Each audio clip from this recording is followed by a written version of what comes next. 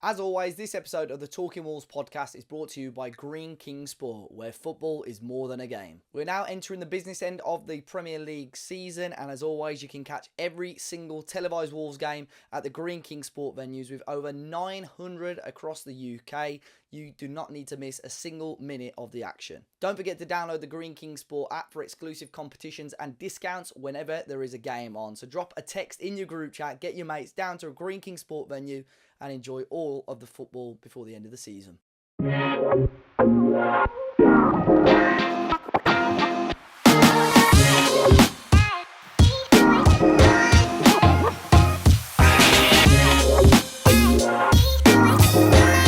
Welcome back to the Talking Wolves podcast. Hope you guys are keeping well. Bumper podcast today, recapping two games. We've got a preview of one and, of course, questions later on in the episode as well. My name is Dave. Alongside me today, we've got the returning Finn Morris. Finn, how you keeping? Oh, good. Thanks, mate. Yeah, I couldn't make an excuse this week when all the regulars are gone. I think it's a bit of a break glass and get the emergency Finn Morris in for his monthly appearance. So I'm here. How you been keeping? That all good? Yeah, all good. Not much to report. Yeah, pretty boring really. But here to talk some Wolves. I mean, it's not again. I've come back and it's not the best time to talk about Wolves. But one day soon, I think we'll win when I'm about to come on. But yeah, all good apart from that. All good. And getting his debut for the Talking Wolves podcast, we've got Fans React contributor, Mr. Sam Beacon. Sam, how you keeping? I'm good, mate. Yeah, thanks for having me on. You're talking about emergencies on the ultimate emergency cover. Big shoes to fill, but I'm sure we'll have a good time. It's all good, mate. It's good to have you on. Obviously, someone had actually mentioned to us today we should start getting regular guests on it, and especially people from the Fans React. Of course, we have loads of people on the Fans React, and always good input from yourself, man. So Yeah. I appreciate you jumping on as well. But lads, like I said, we've got lots to jump into today. Of course, FA Cup game against Brighton, the match away at Newcastle. We'll kick off in with that game against Brighton. Rotated team by Wolves. I think it surprised a lot of people with how Gary O'Neill was talking about how he wanted his strongest side to play and how they wanted to take the FA Cup seriously. So before the FA Cup draw came out and you saw that team, I think a few Wolves fans were a little bit puzzled at why there was so much rotation. I mean, the likes of Doc had come in to start and so on as well, and Bellegarde. What were your thoughts on that team? Yeah, I think, as you say, the feelings intensified with half an hour to kick off more than an hour. But yeah, I think there's a few things in there. It's things we've said over and over, isn't it? I mean, it looked like Bellegarde was going to be somewhere near the front line. And we haven't seen that work really. And it's unfair on him because I think it's probably something we're going to come up, going to talk about a lot. But we brought in a bloke and not really seen him in his best position a lot. And again, that was that. I was interested to see if it was him and Hwang up front, those three in midfield, how that worked. And yeah, as we say, it was one where we went, okay, cup game, albeit high ticket prices. Let's get the star 11 out, but it wasn't to be. And then yeah, when that Coventry news came out, there was big pressure on it because Brighton have had our number for a while now. So with our full strength team, they've normally pulled our pants down. So I was a bit nervous, especially when that Coventry draw came out, because I didn't think I'd see Wolves once at Wembley in my entire life. Seen it once, and then after that Coventry draw, I don't want to say it too much now because we're going to jinx it, but it's a real opportunity to see it again. But yeah, what happened, and we were okay. Now, we'll talk a bit more about the FA Cup draw shortly. Sam, we saw Wolves basically get off to the best possible start. I think it was within the first sort of 75, 80 seconds, Wolves take the lead. Good turn by Bellegarde, who Finn just mentioned. I think Brighton will be disappointed with the goalkeeping aspect. I think Steele's got to do a hell of a lot better, but Lamina does well to put it into the back of there. But a dream start for Wolves, really. Absolutely. I think Bellegarde and Van Hecker, as his thinking name is, he had his number most of the game. As much as we said, but off the left or off the right is in his most comfortable position. Obviously, I still want to see him as part of a midfield three, but with Tommy Doyle playing so well, it's difficult. We're going to see him in there. Jason Steele, like you said, helped us out with that one. But I think Lamina battled hard against, I think it was a Stupinan at left back, wasn't it? So he battled hard, and I like seeing him in those high positions, particularly against teams where we're struggling to break them down. But yeah, got in the right position, right time, dream start, like you said. Yeah, and to be honest, the rest of the game for Wolves will sort of sit back, try and absorb the pressure. Really struggled in that first half to create many opportunities.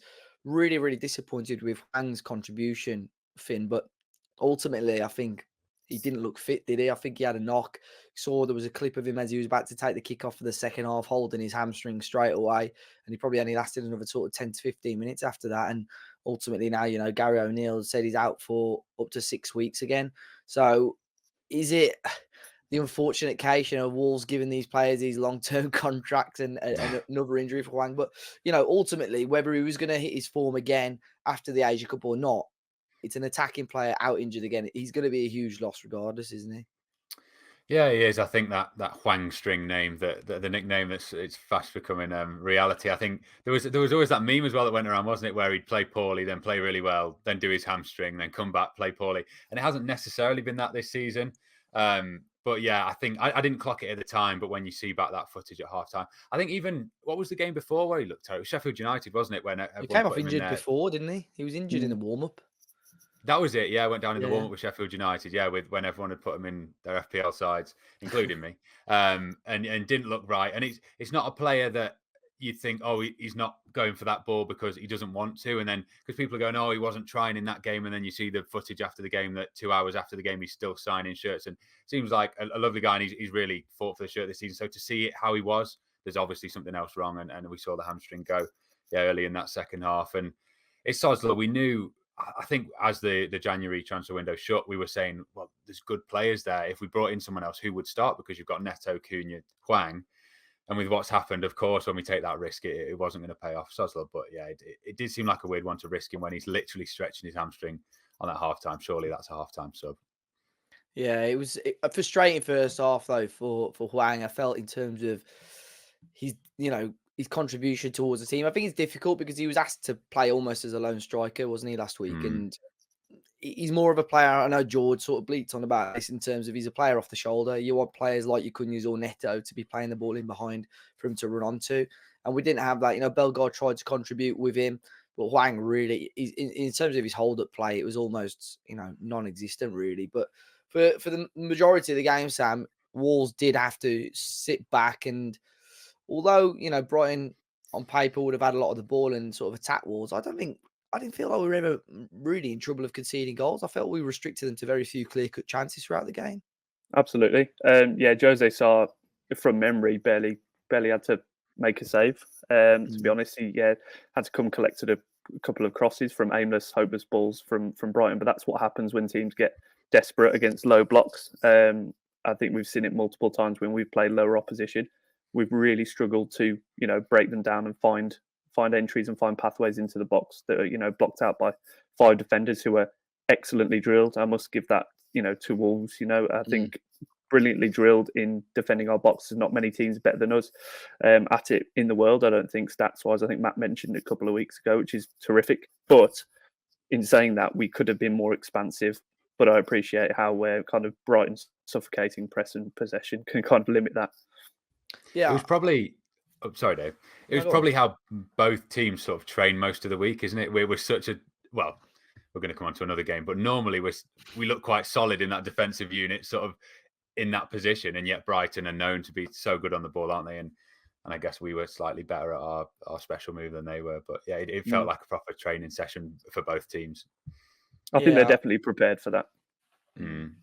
Well, it was interesting, obviously, with the rotated team. I sort of said before the kickoff, and I didn't mean this in a disrespectful way to Wolves. I just felt like with that rotated team, I just felt like we probably didn't have enough to go and comfortably beat Brighton. But if we could have kept ourselves in the game until the sort of 60-minute mark, and then you've got the likes of Rabia and Pedro Neto to be brought on, I think that's when, a tired Brighton side, and you got Neto running at them, you've got every chance of going through. And Finn, that's pretty much what happened. The second half started quite slowly for Wolves. As soon as Neto and Sarabia came on, we saw that little bit of quality from Wolves. And within the first sort of 2 minutes of Neto coming on, he ran through on goal and created a chance. I think it was hopeless defended by Lewis Dunk. He came to clear the ball, completely missed it, and Neto sort of darted through on goal. But that did show the sort of energy that Wolves lacked and missed, really, I think, throughout the game, didn't it? Yeah, was that the one where he megged him, or was that later on? I think Dunk went to get the ball and just lost the race, and Neto put it through his legs. Yeah, superb. Yeah, he's not a bad ace in the hole, is he? On the counter, and we've seen that work in several games. And as I say, if we can nail that sort of defensive unit, to have players like that up there, and you've sort of got the man to provide the pass there, and the man that's absolutely electric. on the break, and it wasn't to be. But yeah, there's no goal difference in these games. Quite happy with the 1-0 and get out of there. But yeah, definitely chances. When a game's in that situation, it's when Wolves are normally at their best, aren't they? Even with depleted numbers.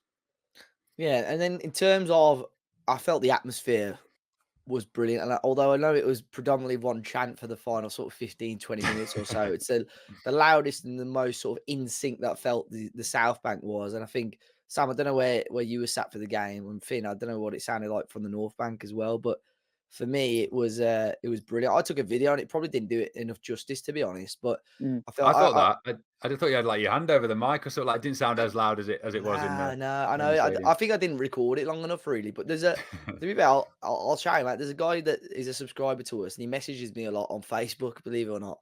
And he says a lot where he's from Australia.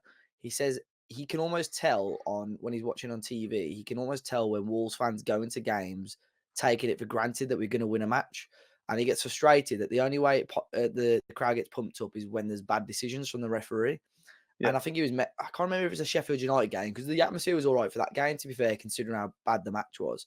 But the atmosphere in that Brighton game was much, much better. Sam, like I said, I don't know where you were sat, but how did it hear from where you were? Yeah, so I sit in the North Bank every week. Actually, this was the first home game that I missed this season because I was offended by the ticket prices. Yeah, well, you would have heard it on TV though, right?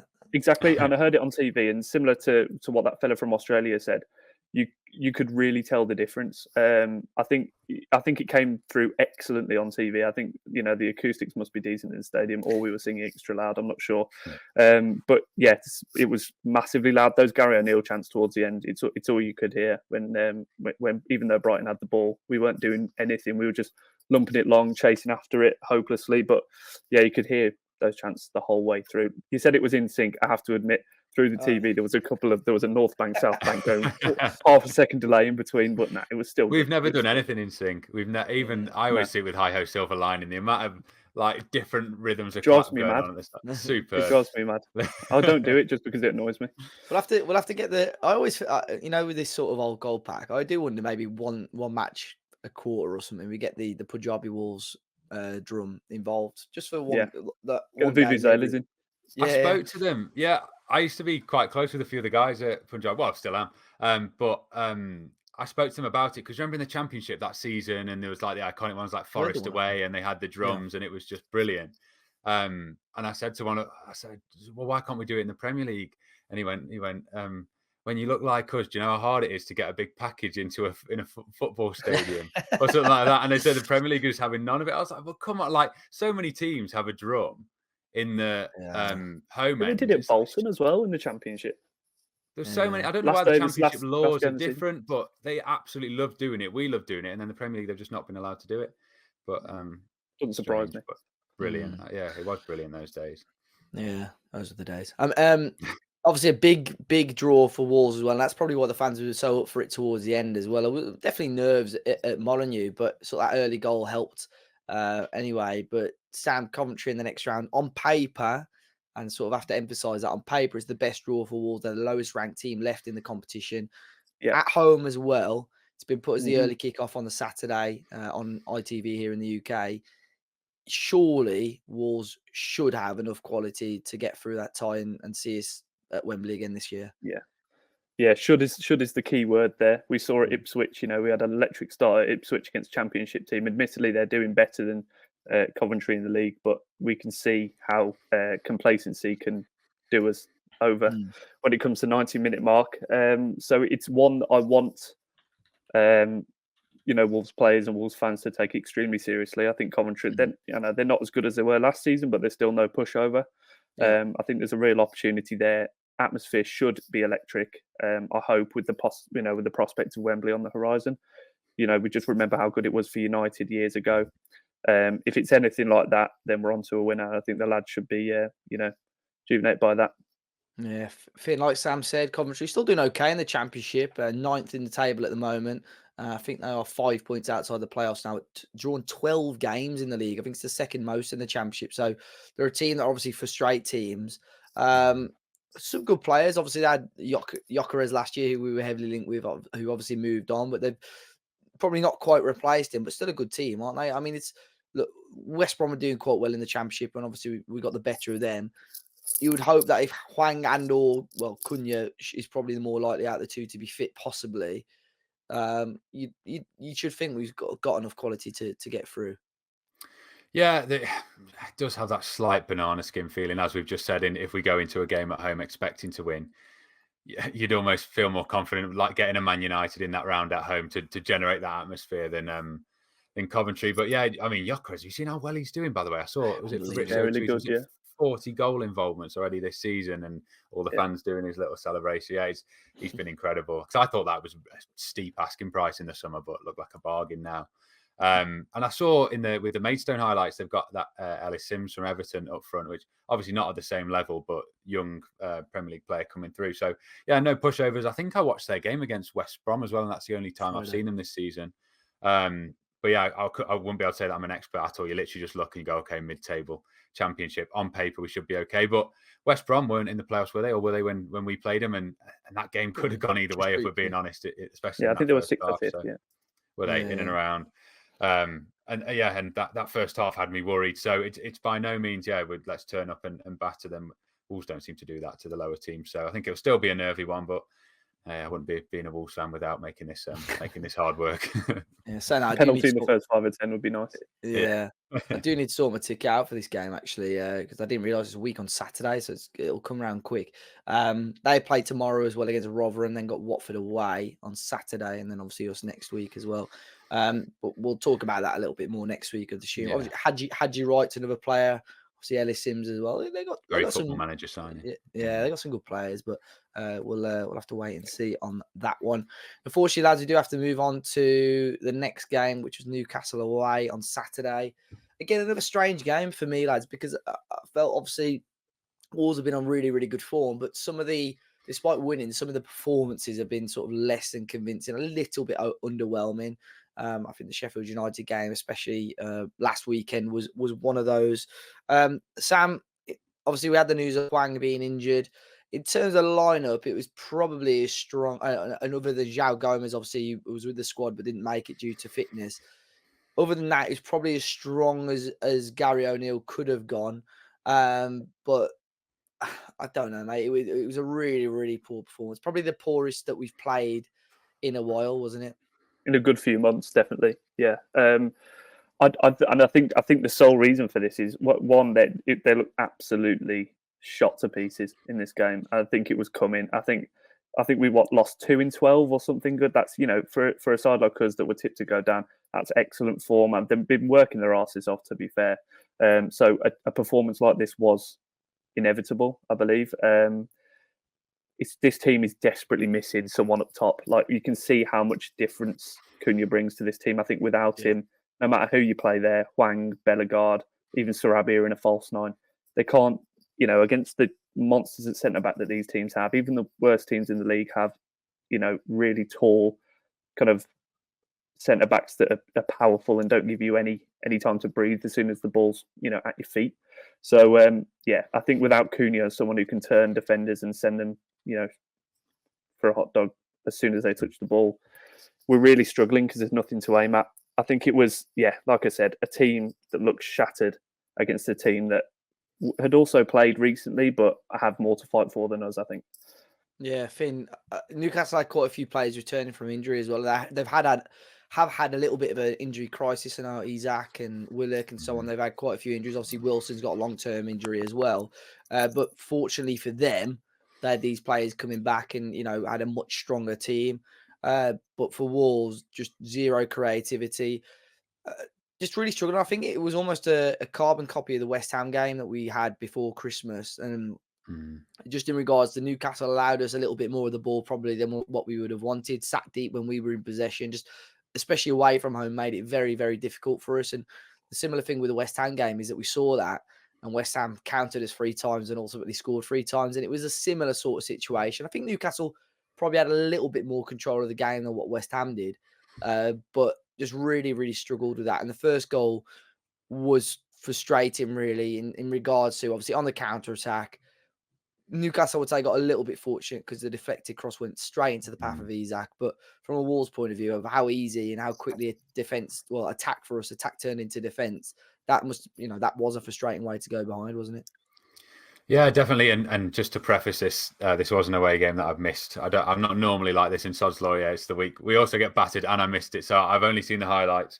I was actually in an escape room while this game was going on, and they said we weren't allowed to look at our phones, so I kept like sneaking a look on my watch to see the goals just flying in 1-0, 2-0. But no, yeah, I've seen the goals, and from what I've heard, and yeah, probably not the best to ask about this, but it sounded like it was pretty even. But as you say, even though they were at home, invited us on. And it was very, very fortunate, but it's something we've said as a pro for Wolves this season a lot. We've shot more, we've got more players in the box. It can bounce off anyone, and it was often Hwang, wasn't it? Just tapping him a lot of his goals, sneaking one in from very close range like Isak did. So went against us this time, very, very fortunate. But yeah, I don't think many Wolves fans are going to argue with the end result. But I think with those early chances that I've seen, it could have gone either way in those early minutes. And just like we mentioned, West Brom, Wolves got that first goal. And then it was a lot easier from there. But yeah, it's one to take on the chin. Yeah, I suppose, Sam, as well. It was just one of those. I think you mentioned the players looking tired. I think you could tell, even throughout the second half, every time we tried to counter-attack or attack, the Wolves, full strength Wolves, you'd have players rushing into the box, you'd have players supporting. Whereas there were a number of times I can remember Bellegarde picking up the ball on the left-hand side, and it's just like there's not a Wolves player within like 20 yards of him. Nothing's way up. No. Yeah, really, really struggled to create anything really. And I think the second goal, disappointing. Obviously, there's a few people. Well, I say there's a few people. There's one main person that's been aimed at here from Wolves fans is Jose Sarr. Ball comes in low. For me, Sarr has either got to claim it and hold it or stay on his line. And obviously, he's gone for it. And, I don't know if it's a lack of communication or miscommunication with Max Kilman, but, I think, rightly so. He's had a little bit of stick on social media for that one. Yeah. I think I give Max Kilman the credit. I think he's been brilliant this season. However, he's not the greatest communicator. So if I was to give Sarr an ounce of, I don't know, relief, I suppose, I would give him that, trying to organise with Max Kilman isn't the easiest. Probably Craig Dawson's a lot more vocal when it comes to that. But I think to be fair to Sarr in this instance, I think we know that Sarr is one who loves to come and collect those balls. It's one that I'd say a strength of his, particularly coming to collect those in the air. Not often do you see him spill it, and he's pretty confident in doing so. Whether that one across the floor was his to take, I think Kilman was a lot closer from memory. I haven't watched it back. Too depressing to be honest, but yeah, I think from memory, I think that should be Kilman's, I believe. But yeah, but at the same time, we saw what happened when Dan Bentley came on, and I wasn't too keen on his performance. Well, performance in the third goal anyway. So yeah, I'm sure we'll get onto that though. Yeah, he had very little to do, didn't he, Dan Bentley? I mean, we may as well talk about it. Neto coming off at half time, Jose Sarr coming off at half time. Was that an injury, by the way? Was Neto an injury? Apparently, both of them were red zone. Precautions. Yeah. So both coming off. Red zone. Yeah. I think when I saw that graphic come up on when I was watching the match, I thought, I think that's game over for me. I think without Neto on the pitch, I felt for any sort of opportunity of Wolves to get something out of this game, I think we needed Pedro Neto, and I just didn't feel comfortable with it was Nathan Fraser who came. Who, to be fair, made an okay account. I still don't think Fraser's ready. We tested Dubravka, and I think I'm not sure if you would have seen this film, but Sam, Dubravka had some half decent stops to make. Maybe he did. He definitely did. Yeah. Fraser forced him into a good save with a shot across the face of goal. Sarabia had a chance back post where I think he probably would have been a little bit disappointed with how he connected. Got to do better. But Dubravka, we did, to be fair, and this is why I felt the performance flattened Newcastle a bit, and why I sort of made a point on the review and reaction to say, of course, this was almost due. This was this blip, and not to sort of read into it too much yet. But we did have opportunities to get ourselves back in the game, didn't we? Yeah, I classed this one as a bye, like you said. I wasn't too bothered. I said in the match, in the fans react, I said I haven't noticed a sloppy pattern of play emerging out of these past few performances. It's not like we've seen one bad performance. I think it's a lot of it is due to tiredness. One thing I did want to mention about Neto coming off at half time was we had Noah Lamina in that squad. Now I don't think he's fit yet, to be honest. Yeah. But if he is, he would be the perfect replacement for him. If you want pace and, decisiveness going forward, and, you take Neto off, who was giving Dan Burn a bit of a runaround, why not change? Why not keep that same pattern? But, we saw Nathan Fraser, like you said, I thought he was all right considering, his age and his experience in the league. I thought, tested Dubravka. I think it was a decent little shot, that similar to the one that we saw him score against Brentford. Yeah. But yeah, he looks all right, just very raw, not quite ready, and the issues of not buying a striker in January are coming back to haunt us, I think. Yeah, I think with Lamina, I agree. And you know what? I spoke to a few Newcastle fans, whether it be on the preview or other channels, and they were talking about their concern of Dan Burn, who had been so poor, and they were really worried about Neto or someone of that ilk running at him. Yeah. And I think you're right. Obviously, if Neto's got a knock, you've got to be careful. You're 2-0 down at half time. Is it worth, Roy Hodgson, I'll use him as an example, got loads of stick for bringing, was it Elise on? When they were 3-0 down and he got injured and he's out for a while. I think Gary O'Neill's, almost... You never want to admit defeat, but I suppose when you're 2-0 down away from home and your best player's got a slight knock, it's not worth risking him. But I don't think Lamina's ready. I think I don't even think, you don't have a camera on the players warming up all the time. But every time the camera went to the dugout, he had his big coat on and he was slumped in his He didn't chair. take his coat off. Nah. Yeah. So I don't think the plan was ever for him to bring on. And quickly talking like the bench, Finn, a 15-year-old on the bench. I mean, we're all still fairly young, but no, mate, we're old now. Someone born in what year? 2006 on the bench, Finn. Oh, no, is that right? No, 2008, wasn't it? 2000. Oh my Jesus! Yeah, he was born in 2008, Beijing Olympics because Wolves did a TikTok about it. I think I don't know when they posted it, but they said all these things happened the year that so and so. I forget his name now, but when the year he was born, some crazy things that But yeah, makes you feel old. We're in regen territory, Dave. For football, but this is 2008 birthday. You never see that on a real player on Football Manager. No, it's just crazy. It makes you feel very old. And I hadn't heard anything of him as well. Before, I don't know whether you had. Is he playing? What level was he playing? England, I knew that. Yeah, so he's been in the England 16 team, and it was with the lad that was in the squad at the start of the year, that Emilio Ballard Matthews. Yeah, he was in the squad for the Blackpool game, I think. Yeah. So those two have both been in the England under 16 setup. Wow. It was a bit of a weird player to put on the bench because he's a wing back, and you already had Doc and Hugo Bueno on the bench. So I don't know the reasoning behind it. I'm not giving him a day out. Sure, but yeah. Just going.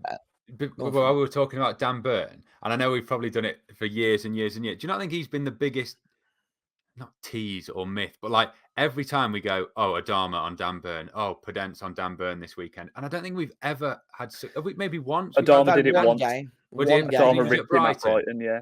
But I feel like every time I've gone right, that's where we target, and he's been superb nearly every time. But Scissor tackled him at Brighton, didn't he? We got a pen from it. Yeah, that was it. Well, from memory, but only once. Yeah, like you said, only once. So I've never seen live as conquer Dan Burn, but yeah, strange. But I did see all the Newcastle fans. I saw a thing of like saying, "Oh, Eddie Howe will never drop him," and like taking the mix. But again, pulls out a performance against us. Typical. Yeah, they did well. Yeah. Which we will talk about as well. Quickly, I mean, we'll round off this game as well. Finn, you would have seen the third goal, Livramento. Far too easy, isn't it? Just far too easy. Yeah, a player that I really like, but very, very, very easy to get your first goal for the club. I think he'd have probably wanted one that looked a little bit more aesthetically pleasing as well. But obviously I haven't seen the full context, and you guys are going to have way more of an opinion on this. But stuff like that as well, it's like, are they tired or is that just really, really poor? And as you'll have seen the full 90 minutes, they might have looked lethargic. But I think Newcastle, going back to, I think Newcastle of all teams have got the biggest argument for, like, we've done well to make ourselves look tired against Newcastle is what I'm trying to say, because they've had, two big cup runs. They've had Champions League, albeit not for very long. So many injuries. Yeah, and they've been going till the 90 whatever minute that was for Livramento to do that. So it's a real achievement to look like that. And yeah, really, really poor. I don't even know who I'd blame there. I think Dawson's obviously gone past way too easy, but he's probably going to give a pen if he tries to lunge in once he's gone past him. I think it was Aït-Nouri tracking him at the time when Aït-Nouri would have been more advanced. And yeah, I don't even know where to start with that one. Just a real Sunday League level goal to concede. I think you mentioned Dan Bentley, Sam. Obviously, he came on off the bench. Very, very, very little to do. I think he made one decent stop from Almiron throughout the second half. Other than that, I don't I saw remember that one, yeah. him doing anything else. No, But I but think that's he'll be when you want. But disappointed that's when when you we want a conceded backup him. keeper. Yeah, to do his work. Sorry to cut you off. Yeah, it's he had one thing to do really, and that was to stop a pretty tame effort at goal. And I know it was a bit of a scuffle towards the near post, and we've seen Jose Saiz not exactly want to cover himself in glory at his near post. Neither was his predecessor Rui. But yeah, I think personally, I think he should do better. Should be doing better. And I'm not one to knock down keepers. It's not really. I think it's one of the hardest positions to play in terms of making mistakes. You get the shit for it, but yeah, I think he should have done a bit better there.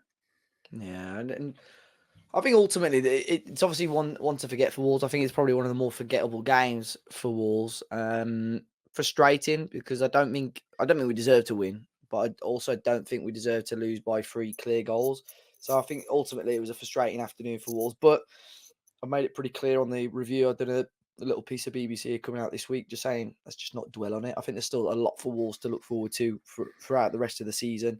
Obviously, still in the conversation for Europe. I think there's still a lot of quality ahead of us in the league, but a couple of results did sort of go our way. Brighton losing, Chelsea dropping points again. So we're still definitely in the conversation and in the FA Cup quarter final. So still plenty to be positive about before between now and the end of the season. Lads, before we move on to the preview, I did have some, instead of doing a full-on quiz, I did have some questions sent to me. So this is from the Wolverhampton Wanderers quiz book, which you can get on Amazon, by the way. We'll do probably more quizzes on this when Matt has run out of ideas for the player career paths or if I'm hosting as well. There's 4 questions. I'll give you 2 each. I would be very, very surprised if you know any of these answers off the top of your head, by the way. Okay, So good. it is going to be pure guesses, but they've got some explanations, so it's quite cool anyway. But Sam, because you're the guest, I'll let you go first. Real. Which Wolves goal, and these are all Wolves Newcastle related, by the way. Which Wolves goalkeeper who later played for Newcastle United wore a Superman outfit during a home game against Newcastle in the 80s? Was it A, Paul Bradshaw, B, Phil Parks, C, Mike Stowell, or D, John Burridge? Well, it's slightly before my time. I couldn't even tell yet the years in which these lads played. I'm assuming they all played in the 80s because otherwise they're making me look silly here. But I think Phil Parks was a bit earlier and Mike Stowell was later. Yeah. Phil Parks was the guy at LA Wolves. The LA Yeah, Wolves he's yeah, famous. he was funny. What was the last name you said? So A, Paul Bradshaw, B, Phil Parks, C, Mike Stowell, D, John Burridge. I'm going to go John Burridge. I ain't got a clue, but I'm going to go John Burridge. So following a bet with Kevin Keegan, John Burridge wore a Superman outfit for Wolves during a home game against Newcastle United in 1982. Yeah. If I find a picture of that, I will add it to the podcast. I'm going to write it in our chat just now. And I've just gone in the private chat to see Finn give me some FPL updates, so happy days. We will go to Finn. Which of these Wolves managers was born in Newcastle? A, Graham Turner, B, Bill McGarry, C, Stan Cullis, or D, John Barnwell? I'm fairly adamant. 95% of the people listening to this podcast will not know these off the top of their head. You'd be surprised. I reckon there's some people that know all of these. Yeah. Which was, I don't know why, but I was thinking, Newcastle's close to Scotland, and one of them sounded Scottish, but equally, obviously Newcastle's in England. So you got Graham Turner, Bill McGarry, Stan Cullis, or John Barnwell. Oh, my instinct went the Scottish bloke. But he's clearly, they wouldn't nip down the border, would they, to give birth? No, my gut said it. I'll go for the Scottish bloke B. You go for Bill McGarry. It was actually John Barnwell, who was born in Newcastle 24th of December 1938. He managed Wolves between 1978 and 1982. During his time as manager, Wolves won the League Cup in 1980, beating Nottingham Forest with a goal from Andy Gray. There you go. So Sam's 1-0 up. To win the match, Sam, which Wolves player born in Newcastle became at the time the most expensive fullback in Britain when he signed for £80,000 for Wolves in 1968? Is it A, Derek Parkin, B, John McHale, C, Jeff Palmer, or D, Frank Munro? Oh, there's another muck in there. Because we saw him the other night, I'm going to go Jeff Palmer. He's going with C, Jeff Palmer. The answer is actually Derek Parkin. He made a club record at 608 appearances for Wolves. He was born in Newcastle on the 2nd of Jan 1948. Coincidentally, he made his Wolves debut against Newcastle in Feb 1968. I have Finn, not a clue with that one. to take a To draw, equalise. in which year did Wolves beat Newcastle United to win the FA Cup? Was it A, 1893, B, 1908, C, 1949, or D, 1960? When were we good in that? 1893, 1908, 1949, or 1960? First league, was that in the 50? I'm going to go 49. See. Wolves beat Newcastle United, the favourites, 3-1 in the FA Cup final in 1908 at Crystal Palace. 40 years out. Fans want a TikTok dance from Finners, I think. With a Newcastle shirt Newcastle on. United's third FA Cup final appearance in 4 years, all without a win. So That there Get you the go. brown ale on. to punch, yeah. With this, If anyone got 2 or more, pat yourselves on the back at home.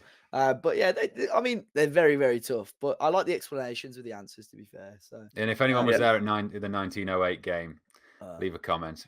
That's the Talking Wolves Chorley, mate. That is. So yeah, that's the Wolverhampton Wanderers quiz book. All quizzes, questions, and answers from 1877 to the 22-23 season. So yeah, I think at the time of recording, and it may be tomorrow, it's currently free on Amazon Kindle. So if you've got Kindle Unlimited, it's free. So go and knock yourselves out. Right, lads, we'll move on quickly. This weekend, Wolves will host Fulham at home. Interesting game, because on paper a couple of weeks ago, you would have probably looked at this and thought, yes, this is a winnable game for Wolves, but Fulham have picked up a little bit of form recently. They've not been awful this year, beating Manchester United away and beating Brighton quite comfortably this weekend as well. Finn, our old friend Adama Traore, all of a sudden picking up a bit of form as well. A great assist for the winner away at Manchester United, and grabbed the 91st minute goal to wrap it up against Brighton as well. I don't know if he's starting, is he? No, so he's coming off the bench, but I mean, that's quite a scary player, Finn, to come up against on Saturday, isn't it? Yeah, it's going to feel horrible the other way around. I saw that clip when he came on in the United game, and Garnacho saw him coming on and dropped a few expletives.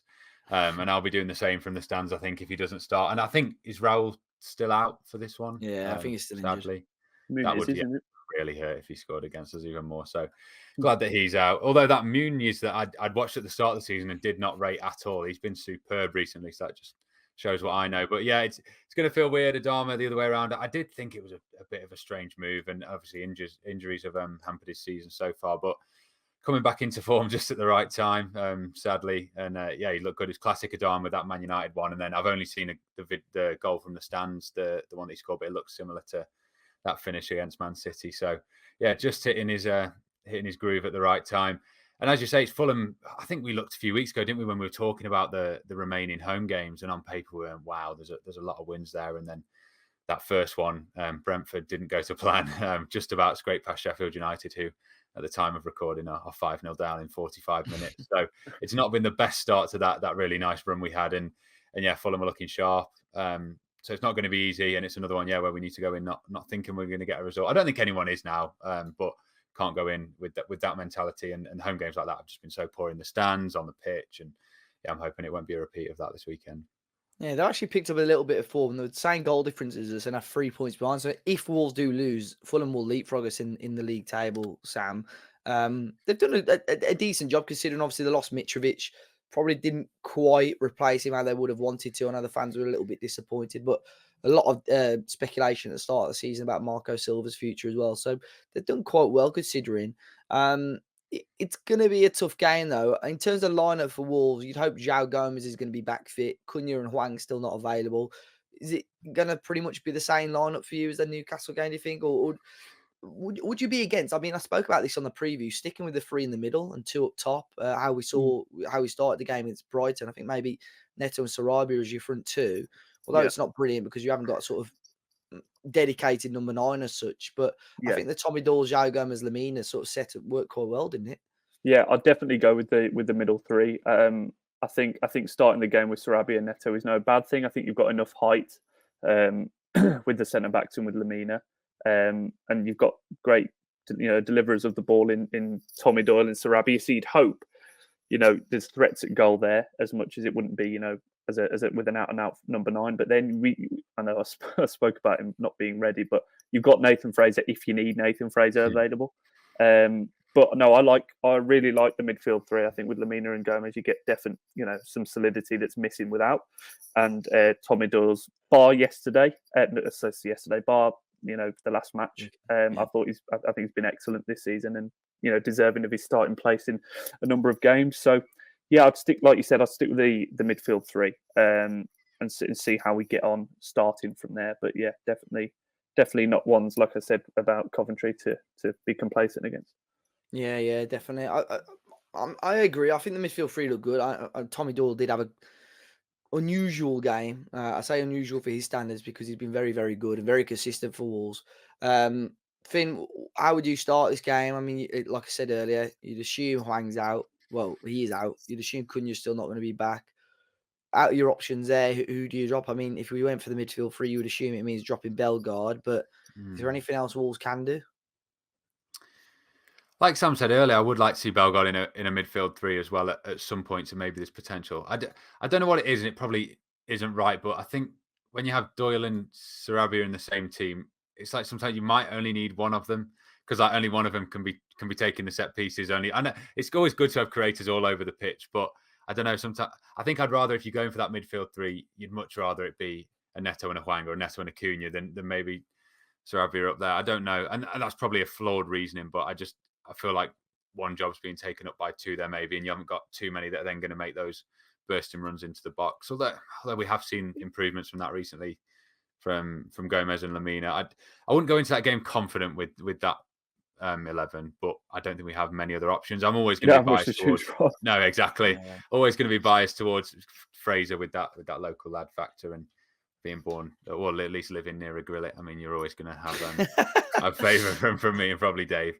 But yeah, I do see your points as well. I wouldn't be against seeing Fraser start, but yeah, I don't know. I'm not going in fully confident with that. But also, look at Fulham. I think we were saying they were a sort of team similar to us in that when Silva, he was trying to be poached by one of the Saudi teams, wasn't he? Mitrovic gone, Païna was posing with a Bayern shirt, and they look like quite down a lot this year, isn't he, Païna?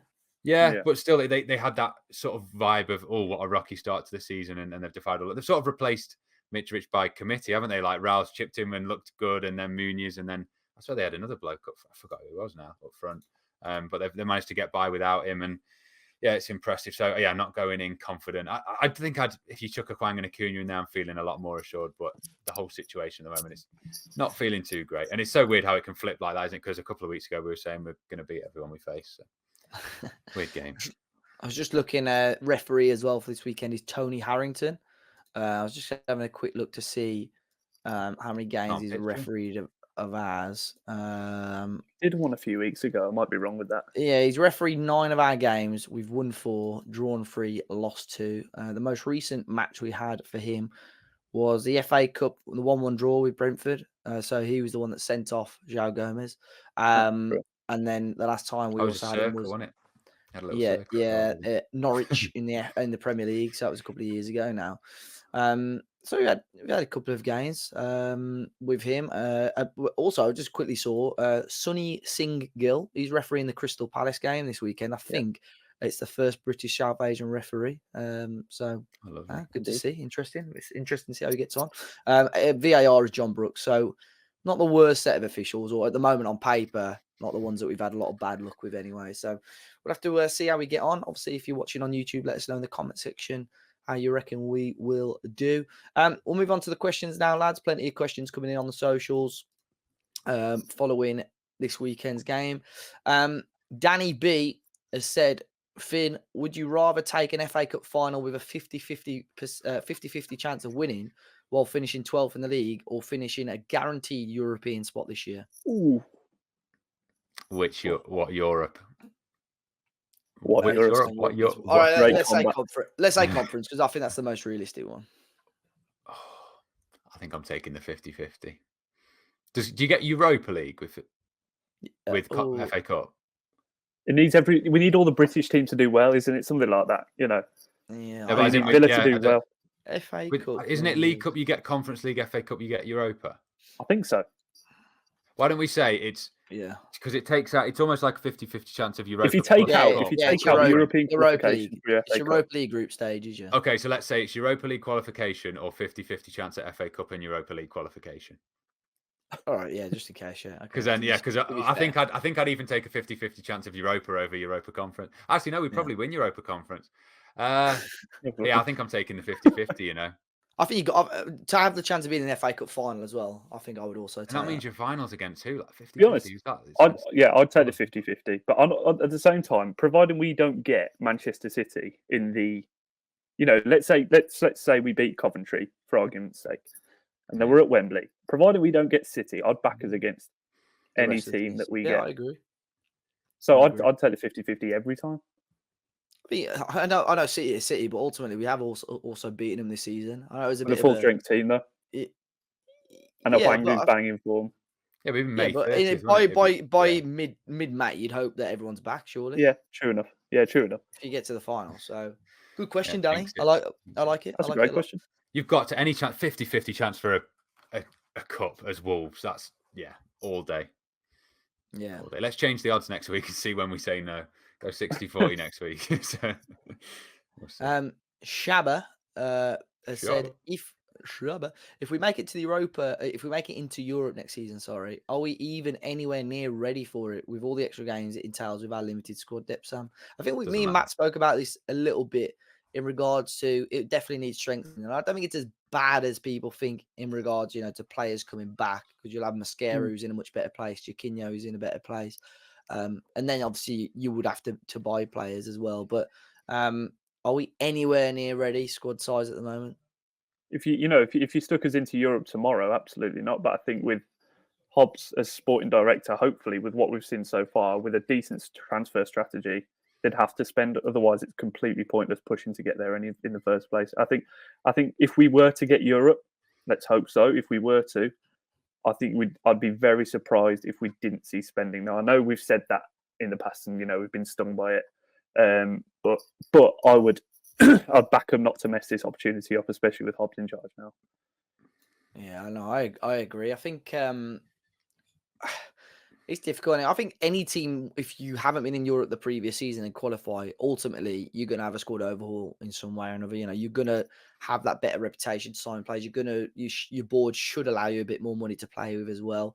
Although, Finn, the last time we were in Europe, we signed Jesus Vallejo and Patrick Catrone, so I don't think. And your man, wasn't it? Was that Campana year? The boy. Yeah, it was Campana. Yeah. He came in the January. Yeah, Neto and Jordao came as well that summer. So yeah, who would have thought it? Out of those four signings, Jordao, Neto, Catrone, and Vallejo. I mean, Neto was always pretty highly rated, but I thought Vallejo was going to be the next Billy Wright. To be honest, I'm absolutely. Was it Neto that played against? Did he play against Crusaders? Was it? Who did he get? He got an assist for Jota's hat-trick goal, didn't he? When he did that little spin. Berber spin. Was it? Yeah, and then he missed an opening goal against Espanyol. Against Crusaders, Nagre scored in the first leg. I just remember one of the early games. Raul scored. It was a very sunny game. I think him and Gibbs White Neto and Gibbs White were playing together. And I remember I said on the podcast, I'm not sure about this Neto bloke. I think that was Punic. Punic at home. Yeah, could have been. It was Gibbs White scored that, didn't he? Yeah. Yeah, and I was going, he just looks weak, this Neto. That was when was it Punic? Yeah, Jimenez kicked that guy in the head, remember? Yeah. And then he scored a goal and started doing that. Dunked on him. Bang. Sorry. Yeah. Oh, those are the days. Bring it back. See, I bring up stuff like that to my friends in the matches. They're like, I don't understand how you got such a good memory of stuff. Weird though. Very weird. My mate, we were talking about something the other day, and he was like, I was bought something like the year we went up to in the Premier League. He brought a player up. I was like, oh yeah, he played against us in this game, or when we beat him 1-0. I know we talking about Doc. I said, oh, you remember that bang that Doc scored against Fulham? He's like, what are you on about? And I went on Talking Walls and I thought, we surely tweeted this. And I found it. He was like, mate, how do you remember stuff like that? They're at least a bit more open. A 40-yard goal, do you? Yeah. If I bring up like a niche memory, my family's like, don't care. So, or friends. So at least yours are open to your weird memory. I always remember where I was sometimes if I'm not at matches as well. Yeah. I remember why I missed the match or stuff like that. Yeah. So, it's a safe space for weirdos. Amar's music show. We should get him a jingle, really, with the amount of questions that he gets to ask. I was going to say, he's normally the first question, Dave. I got nervous he wasn't getting one. Amar's Get music Matt show back said, if we sell Neto in the summer, which is very likely, who do you think the realistic replacements could be and how much would they cost? I probably should have read this question before asking it because I don't have a clue of any I haven't even thought about players like that. I think Jack Clark at Sunderland's a decent one. That's one I always thought about, but I don't know how his form's been since we have he was been brought linked up. to him. Yeah, we have been linked to him. He's not blisteringly quick. It's not a Neto. If you're talking Neto replacement, there's not many players in the world that can do what he can do. The same way we spoke about Adama. But if you're talking about a good winger replacement, then it's a different conversation. You can throw a different few names in the hat for a decent price. But yeah, my main focus would be getting the right money for Neto. Where that puts in the ballpark, we could have a conversation about it. But yeah. What would you? I mean, we spoke about it pretty much every week, Sam. What would, as it stands, what would be your valuation of him, or what would you? Obviously, Wolves have apparently said 80 million, but if there was an offer that came in, you were like, "Oh yeah, that's too good to turn down." But for you, what would it be? I'd haggle at 62.5 for more, but if they didn't want to move, I'd take it. Yeah, so just between sort of 65-ish, sort of 60 to 65, I think is fair. I think that's fair currently, anyway. Yeah. I think to value him more than that is asking a bit much, considering his fragility. I might be wrong with that. It might just have been a couple of bad ones, and he could play the rest of his career with a couple of hamstring injuries and nothing really to shout about. But 60 to 65, I think is fair. Yeah. Rusco Wolf has asked, why have all of a sudden we've gone so defensive? The games against Sheffield United, Brighton, and Newcastle are bloody woeful. I think that's pretty much what we've been talking about in terms of the fatigue and I think the tiredness thing of this squad. I think the Sheffield United game is an interesting one because obviously we were on top for the majority, if not all of the first half. I think it was a matter of when we were going to score, not if we were going to score. And I think those sort of games have been such a banana skin for Wolves. It was just second half. I think Gary Neal has said, he was very disappointed with the second half, but ultimately it was to make sure Wolves did get the 3 points. And I think on the face of it, if you looked at Wolves' form before that against teams like that and the fact that we got a win, you'd be sort of happy. Same with the Brighton game. Ultimately, we're upset about 3 games there, but we won 2 of the 3 games and we're into the quarterfinal of the FA Cup through it as well. Yeah, I heard you guys talking about the Sheffield United second half. Was it last week? It would have been. And I did get the argument on the sort of more negative argument that I think it was the right plan, but we just did it terribly. We were terrible. There was no hiding it. And I'm not going to lie, I didn't hear the first half of your question, Dave, because I was looking at the Neto thing. But I think we've missed it. We managed to tweet on Talking Wolves that Liam Keane has confirmed we're looking at that Rodrigo Gomez as a possible Neto replacement. So he could be one to add to the list. So Sam, if you were listening to Dave, because I was just about to send it to Dave, but yeah, on that, completely agree on the recent games. Don't know what you said first half. Yeah, no, I saw that Rodrigo Gomez, but I haven't posted it because I think somewhere in Portugal have posted the same news on like Thursday, Friday. Yeah. So it's sort of put 2 and 2 together, isn't it? Portuguese win. They just keep bumping the price up with that. So that could be one of those sagas that go on for months on end. Well, weeks on end, rather. Yeah, or we have to bring in his mate like we did with Jordan. Find another Portuguese. He can play wing back as well, I think, Rodrigo Gomez. I think for us it works. And obviously, an interesting one. No one's asked this as a question. But Semedo, this summer has got a year left on his deal. Finn, I'll ask you, do you think it's worth us renewing it maybe another 2 years for Semedo? Or do you think it's time to cash in on him?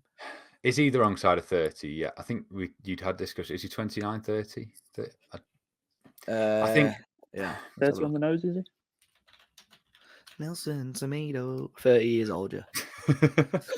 I think I would. I think obviously your negatives are he's on a fair whack, isn't he? By all accounts, he's probably.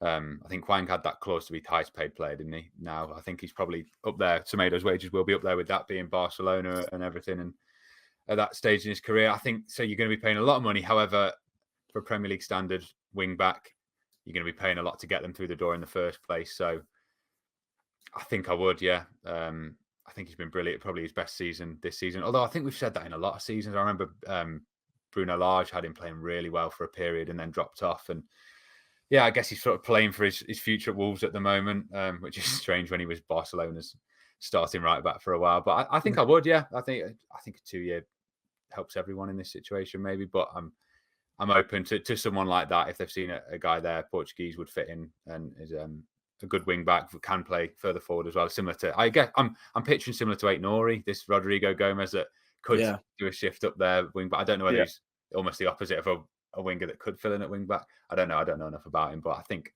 purely on the Semedo point, I think I would. Yeah, what about you, Sam? I think he's not showing any signs of slowing down in terms of physicality or anything like that. No. So I think he's still definitely got a couple of more years left in the tank. I think the longer he's been at Wolves, he's actually looked, like Finn said, he's got better. I think he's looked faster. Since he's looked faster, he's looked stronger. I think his one-on-one defending is up there with the best in the league. There's not many people who can actually get past him, bar Alphonso Davies, of course. I think it was at that time at Bayern Munich. But no, I'd definitely give him another couple of years. My only concern with cashing him in would be, what would you get for him now with a year left on his deal?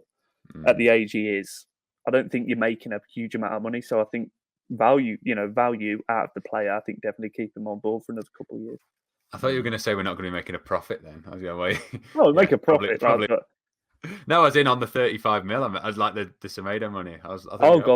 Might not make a profit. Definitely. No. I don't think so. I don't know. I don't know how it works on the budget sheet or whatever it's called now. So and obviously the Wolves finances came out and all of that.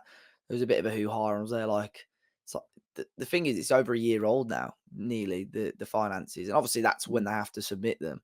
But a lot of people are getting wound up and upset about that. But ultimately, with the summer Wolves had, that was the reason. We had to do that because of those accounts. Yeah. So I think this summer, depending on what happens or whenever the new accounts come out this time next year, it's going to look a lot healthier for Wolves. Anyway, you seen Villa's, Dave? That's awful. And it's funny because of the amount of Villa fans that were jumping on Wolves fans on Saturday or Friday whenever ours was released. So, and I can't wait to see the West Brom ones whenever they, come out as well. So, we move on anyway. So, that is all, lads, for today. I think fingers crossed Wolves can get back to winning ways on Saturday against Fulham. Of course, we'll be back with all the pre-match content later this week on our YouTube, post-match content on Saturday evening as well, and back with another podcast next week, reviewing that game, looking ahead to the game against Coventry as well. Finn, thank you very much for jumping back on. Hopefully we do see you again soon. Where can people find you if they wish? Yeah, hopefully I won't be in escape rooms for the next away game. And How did you do on the escape room? We got out, mate. 2.5 minutes to spare. We did so you must have got out. Yeah. Yeah, it's a Titanic themed one. Great fun. They are good fun. I've got 2 out of 3 now I've escaped from. I hate them, I do. I've never done one. I think I've ever done one. Never done one. I will do one day. It stressed me out. Yeah. I haven't watched Escape Room, the horror film yet. I think if I watch that, then I don't know. I'll do another. Yeah, same. Have you done the? Have you not done the Willy Wonka tour yet in Scotland? No? Have you seen that bad? What a few days that was. Super. It's the unknown. That's going to be the Halloween costumes this year. Yeah, it's going to be everywhere. Super. But no, I'll try and escape in time for the next game. And it was, I think it was Houdini's, the company that did them. It was good fun. They had like actors though. It was, it was Titanic, but then you had they'd check you in and then put a costume on and then shout. Leonardo DiCaprio comes out and no, it freaks me. I don't know, just live actors, just in any situation, it freaks me out, man. But yeah, it was good fun. Yeah, and where are the socials? It's thinners everywhere. Sorry. Yeah. Sam, thank you very much for jumping on, grabbing your debut, mate. Hopefully it's not the last time that you're on the podcast, but appreciate you jumping on, mate. Always good to talk. Where can people find you if they wish as well? Yeah, appreciate you having me on. You can find me at Beacon WWFC on Twitter, so that is BEEKEN. And then it would be a shame to miss out on LinkedIn opportunities. So I will say Samuel Beacon on LinkedIn for any media and communications business inquiries. There we go. Right now, Sam. George Russell will be very happy. And we haven't mentioned, obviously, Matt's not here. He's just finished off a stag do in Riga. So I'm sure we'll hear all about that next week. And George has officially tied the knot now. He's a married man. Seen all the pictures from Antigua, so he's loving it. And all being well, he shall also be back next week. So I'm at Dave as a party on Twitter and Instagram. We're at Talking Walls everywhere. So be sure to follow us or subscribe to the YouTube for all the latest Wolves news and content. Hit the like button if you're watching on YouTube. 5-star reviews on Spotify and Apple Podcasts is always appreciated. And until the next one, we'll see you all very, very soon.